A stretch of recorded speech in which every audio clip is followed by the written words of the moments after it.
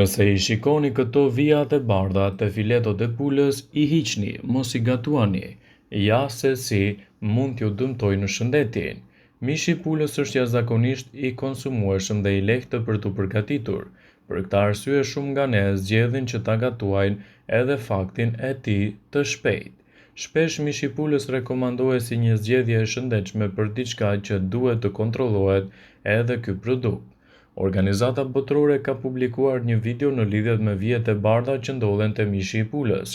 Këto fije të yndyrshme shfaqen për shkak të kushteve sezoj të mbahen edhe si rezultat i fryrjes së tepërt të pulave me pesticide, duke i bërë ato të duken më të mbushura dhe më të fryra.